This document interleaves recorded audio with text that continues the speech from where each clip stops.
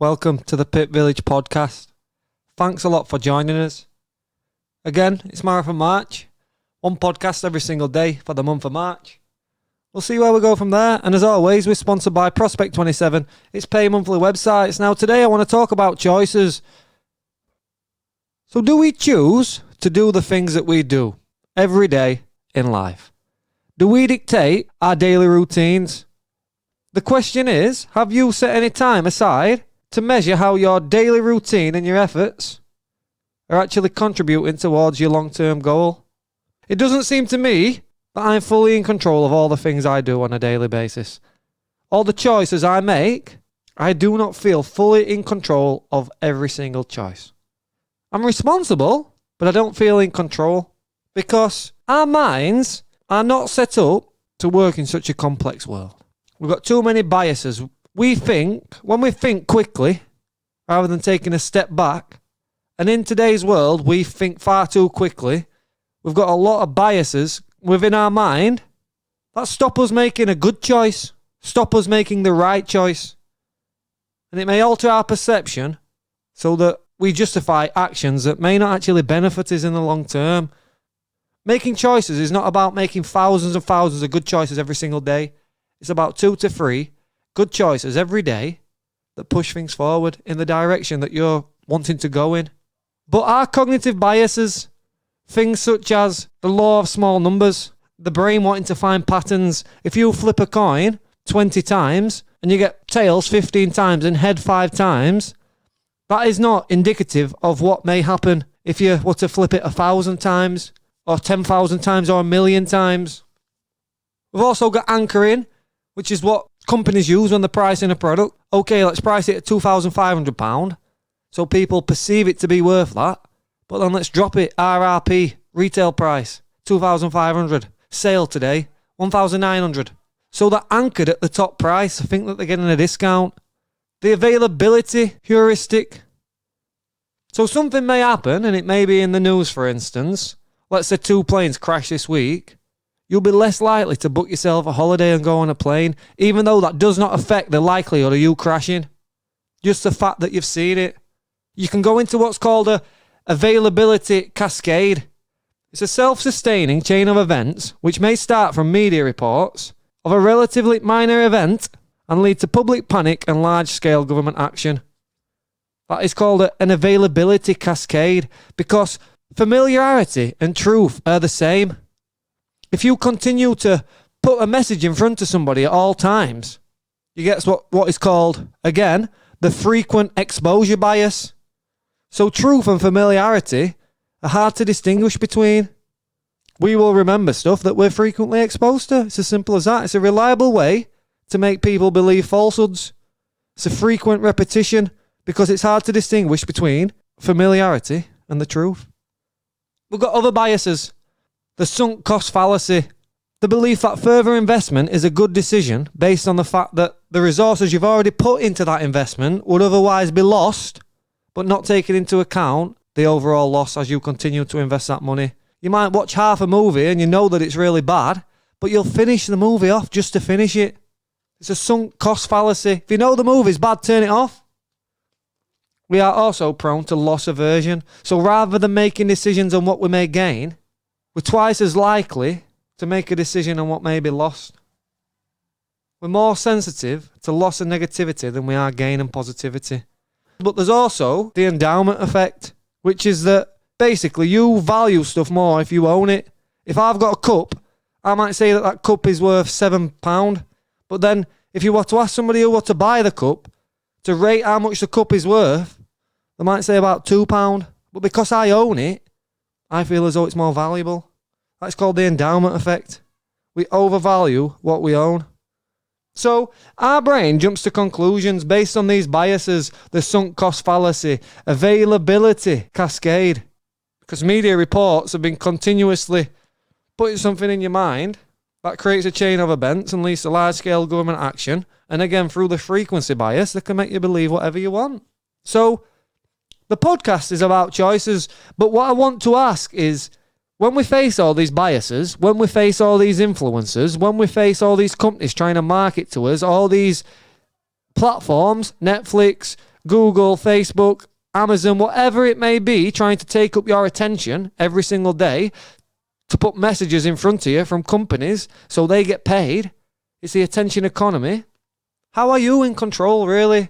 Do you make the choices? So an important question still remains, even though we've looked at the biases that may be influencing us on a daily basis. The question is, how do we set up our day for the best chance of success, regardless of his own biases, regardless of even the daily commitments that we've got within his job, his business, whatever that may be, but also regardless of all the marketing that's coming into us, basically all the external forces within the world that seem to be dictating to us how to live. How do we do things that are actually meaningful? How do we create value in a world that is so distracted? And this was the question that were on my mind. And if you go back to yesterday's podcast, we discussed a couple of books. The last book was by a guy called Cal Newport, and it was called So Good They Can't Ignore You. But the follow-up to that book was called Deep Work. And this was a real good read for myself. Just in regards to how you can detach yourself from the world and commit a small portion of your day to deep work. Now you might ask, what is deep work? What has this got to do with choices? Well, it is your choice to be consumed by all this media, just as it would be your choice to dictate your own life, build a vision for yourself, set your own goals, and build systems within your life to reliably commit to that. So deep work is professional activities performed in a state of distraction-free concentration that push your cognitive capabilities to their limits. These efforts create new value, improve skill, and are hard to replicate. So if you go back to yesterday's podcast, we ended on becoming so good that they cannot ignore you, getting a job that allows you to be creative, allows you to be in control, and allows you to have some impact. And we said that these jobs were rare, so in order to get these jobs, you would have to become rare and valuable. And you do that by committing yourself to deep work. And shallow work is non-cognitively demanding, logistic-style tasks that are performed while distracted. These efforts tend to not produce a lot of results in the world, easily replicated by anybody.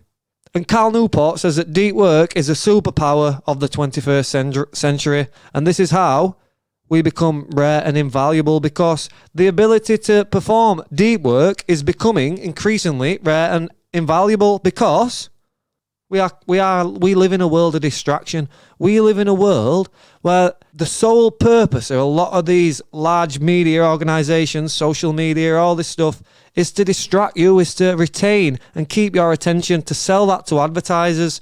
So when we're in such a busy world and they're all fighting and they've got scientists trying to keep our attention, if we do not commit ourselves to a daily practice that incorporates deep work into our daily routine, then we're not going to be able to. We're always going to succumb to those distractions because we're going to have no reason to not. We're always going to, let's switch on telly, let's go put on Netflix, let's look on social media, let's answer this text message from a friend immediately, let's go onto my emails and just be bombarded with everything and do what comes. So you're being reactive all day, rather than being proactive, saying, right, I'm going to set a routine and I'm going to commit to deep work, which is professional activities performed in a state of distraction-free concentration that push your cognitive abilities to their limits. These efforts create new value in the world, they improve your skill, and they're hard to replicate. And they improve your skill by the formation of actual cells within your mind. As you commit to deep work, cells become rooted. So it's like a muscle. When you first start, you might be only able to do half an hour to an hour worth of deep work, sat there intensely focused on one thing. No distraction. One thing as well, because every time you switch from task A to task B, you get a little less effective because you've got what is called attention residue. So let's say I'm doing one task and then I switch to another one. My mind is still slightly on the task beforehand. So if I'm constantly switching all day to new tasks, I'm depleting my willpower, and by the end of it, I've got so much on my mind, I can't actually get anything done. There's a lot of things here, because as we go into work, we have only got a limited amount of willpower on a daily basis. We get into routines of just going onto autopilot, doing shallow work, We go to the principle of least resistance. We'll do what's easiest. And then also, we commit to what's called busyness as a proxy for productivity. So basically what that is you looking busy while you're at work. You're not actually getting anything done. So you're not committed to the deep work process. You're not distraction free. And employers don't value this really in lower level members of staff because you're in a big open office. They may do in management and executive roles, but if you see yourself as an executive, which is that you control your own time, I'm an executive because I run my own business, I control my own time, I've got to be on top of things. So you need a philosophy for integrating deep work into your life. This is all part of the book. And 3 ways to integrate this deep work into your life is through deep work scheduling, which is minimizing all other activities and commitments, putting a system in place to easily maintain those on a daily basis. Maybe commit to the deep work from 6 to 9 in the morning when you cannot be distracted by anything else because everybody else is in bed. Or you work to the bimodal philosophy, which I think is Carl Jung's philosophy, which is schedule in specific time for deep work, schedule it in, leave the rest of the day open, but schedule in that specific time. So rather than minimizing all other activities, which is the first one, you will just leave yourself open for the rest of the day. But you know that you're committing to that 2 to 3 to 4 hours. The aim is to get to 4 hours. 4 hours is what professionals can do. Deep work, that is what masters can do. When you first get started, it might only be half an hour to an hour. I start to struggle at the moment, around 90 minutes in, 120 minutes in. I can't push much more than that in terms of, real deep work and getting something done. Anything else, I'm overstraining myself. But that has built up over time. And these periods of deep work has allowed me to build a business and, of course, commit then to this podcast and fit other things into your life. So you can use it in many ways. But the best way is rhythmic philosophy, which is consistently committing yourself to sustained periods of deep work regularly throughout the day, transform it into just becoming a habit. Right, I'm going to sit here, I'm going to make notes on this video and these ideas, and this is going to be for my podcast today. I'll sit here for 2 hours and I'll do this. Right, that's done. Let me go and do something else. I'll clean up, I'll answer some emails, I'll phone this person back. Right, for 30 minutes now I need to sit and record.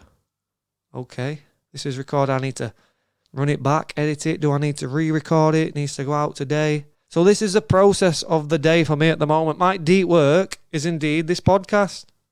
The shallow work is unfortunately everything else because I'm proficient in that. I can design websites. I can handle the business. I can deal with the customers.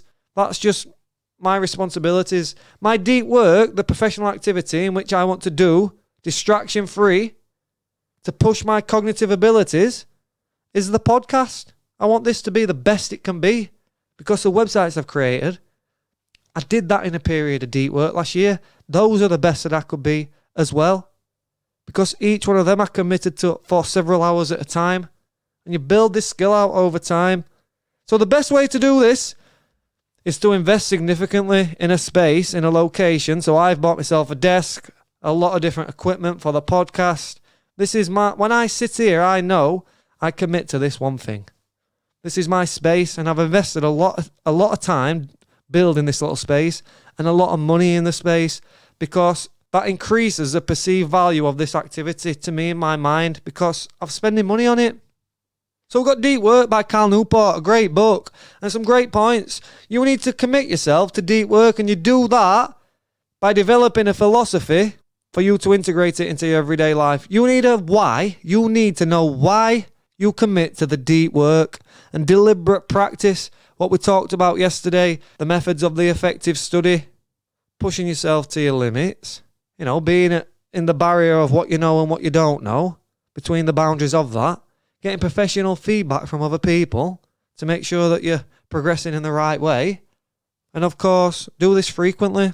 And what you'll find is, as you develop the ability to do deep work, which Cal Newport says is a superpower of the 21st century, it's a superpower, what you'll find is you'll become increasingly more rare and more valuable. Because this skill, a lot of us, we think that it's for 17th century philosophers, and historians and all this and other people. But it's not. If you want to do meaningful work, if you want to do something today that's going to be heard, that's going to make a difference, then you need to commit to deep work because every other action that you can take will only lead to shallow work, which will indeed lead to shallow results, which is what the world's full of at the moment. So if you can commit to deep work and push yourself every single day to be distraction free, let's say to start off with 30 minutes, then 40 minutes, 60 minutes, until that is a routine in your life where you have 2 to 3 hours every single day working towards a larger purpose. And I think you'll find if you mix this with the ideas from yesterday's podcast on mastery, the disciplines of execution, and how consistent effort leads to extraordinary results, I think you'll have a formula for success. So thanks a lot for your time. We're trying to get there, trying to explore some new ideas, trying to make it interesting. It's the Marathon March Pit Village podcast. As always, we'll be back tomorrow with another one. And that's it. That is it. I call it the Marathon March, one every day for March. We'll see how April goes. I want to go really in depth. I've got a book I'm studying at the moment, Blue Ocean Strategy. So I want to do a real long form podcast on that once I've been able to decipher all the key points and sort of put it into my own words, I guess. But the point is you've got to internalise that information. And in order to teach somebody else something, you've got to understand it first yourself. So as I do these podcasts, of course, I try my best to articulate this in my own little way. But moving forward, I think having more time to put something together rather than trying to rush one out every single day, that's probably going to be for the best. So thanks a lot for your time. We'll be back with one more tomorrow. And then in April, maybe we'll become a little less frequent, a little longer, and a little more in-depth. So thanks again for your time, as always, sponsored by Prospect27, pay monthly websites. It's a Pit Village podcast. And we'll see you tomorrow for the last one of the Marathon March.